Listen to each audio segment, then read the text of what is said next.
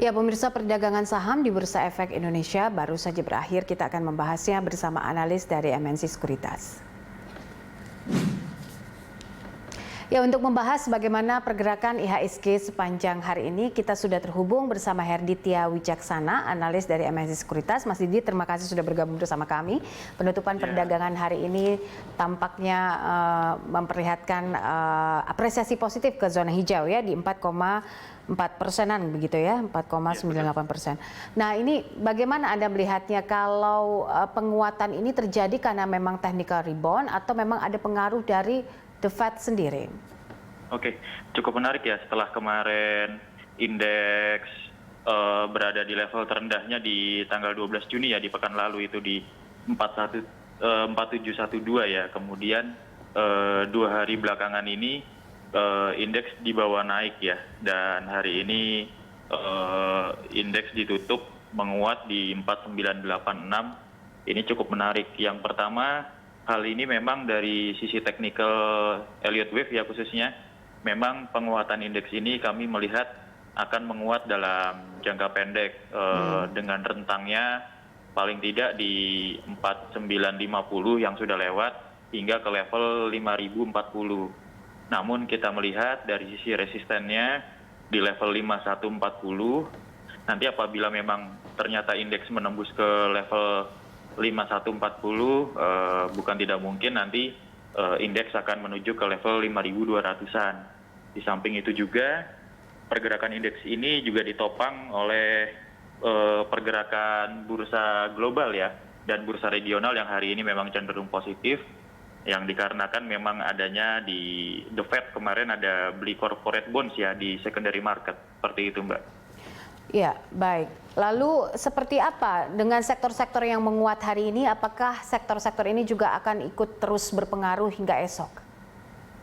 Oke, untuk sektor-sektornya memang cukup menarik, terutama dari perbankan yang besar ya, big banks ya khususnya. Namun kami melihat penguatan big banks di bank-bank yang besar ini, kami melihat kecenderungannya penguatannya akan cukup dalam jangka pendek. Kami malah lebih melihat ke sektor properti dan konsumsi, consumer ya khususnya ya, di mana saham-saham pada sektor properti dan consumer memang kami melihat masih ada peluang menguat, paling tidak membentuk penguatan-penguatan akhir di wave 5 seperti itu Mbak. Oke, kita lihat bahwa ada juga sentimen soal defisit APBN ini Mas Didit yang memang terus bertambah begitu ya. Di Mei 2020 ini 179,6 triliun rupiah. Lalu juga ada persoalan indeks penjualan real terhadap IHSG. Ini seperti apa Anda melihatnya? Apa yang bisa diprediksi dan juga bagaimana efeknya terhadap investor dan juga hingga akhir pekan?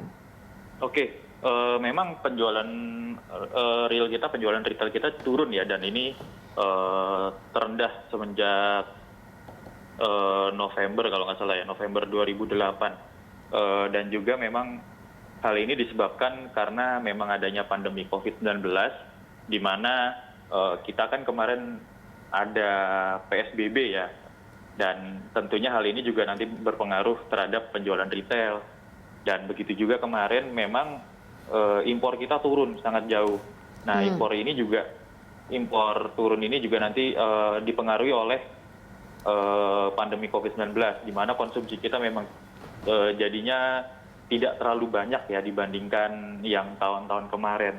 Maka dari itu kemarin juga kita lihat trade balance kita memang cukup bagus, positif, namun di sisi lain penjualan retail kita juga turun. Nah, pengaruhnya ke IHSG memang sangat sedikit ya, namun kita lihat sudah kita lihat kemarin saham-saham sektor konsumsi memang ada sedikit koreksi di situ, tapi secara teknikal kami melihat memang masih ada potensi kenaikan di saham-saham sektor konsumsi, jadi masih cukup menarik lah istilahnya di sektor konsumsi. Ya, dengan adanya keputusan soal direksi baru di Astra, apalagi aksi-aksi korporasi lain yang bisa dicermati oleh investor untuk minggu ini? Oke, cukup menarik di minggu ini memang ada beberapa RUPS dan PUM dividen ya, di mana aksi-aksi korporasi ini kami melihat dan memperkirakan nantinya akan berpengaruh terhadap pergerakan emiten itu tersendiri. Maksudnya adalah biasanya secara historikal apabila kita lihat pada saat cum dividen emiten-emiten tertentu yang memiliki dividen yield dan jumlah besaran dividen yang cukup besar, ini menarik minat dari para pelaku pasar untuk melakukan pembelian di saham-saham tersebut. Jadi memang masih ada potensi untuk dan peluang untuk emiten-emiten tersebut bergerak menguat seperti itu, Mbak. Baik, apa saja saham-saham yang bisa dicermati oleh investor untuk pekan ini, Mas Didit? Oke, untuk pekan ini memang kami masih melihat dari sektor properti dan konsumsi ya, dan consumer ya. Kalau untuk dari sektor properti bisa dilihat CTRA dan SMRA. Kemudian dari sektor consumer bisa dilihat saham-saham rokok ya seperti Gudang Garam dan HMSP, juga cukup menarik di saham Sido yang second liner seperti itu. Oke, untuk long term seperti apa rekomendasi Anda dalam kondisi pandemi yang kita tahu bahwa kita belum bisa memperkirakan hingga vaksin ketemu ini? Oke, untuk long term ya, untuk para pelaku pasar kami merekomendasikan memang tetap trading sesuai momentum saja. Maksudnya adalah ketika memang ada kesempatan yang ada untuk buy on weakness atau untuk melakukan pembelian, silakan melakukan pembelian. Namun ketika sudah mencapai gain atau capital gain yang didapat, bisa melakukan realisasi profit. Karena memang kami sendiri dari MNC melihat ke depannya potensi IHSG masih ada peluang untuk terkoreksi paling tidak ke area 4.500 hingga ke area 4.300 terburuknya seperti itu, Mbak. Baik, peluang IHSG esok dan juga seperti apa untuk pekan depan? Oke, untuk besok kami memperkirakan IHSG masih dapat melanjutkan penguatannya ya, cukup baik untuk hari ini penutupannya, dan untuk besok masih bisa melanjutkan penguatannya dengan rentang di 4990 hingga 5040, itu cukup baik. Dan untuk pekan depan perhatikan level resistennya seperti yang telah saya katakan tadi, apabila tidak mampu menembus level resisten di 5140, maka masih ada kemungkinan peluang indeks akan terkoreksi ke area 4.500 hingga 4.300 seperti itu.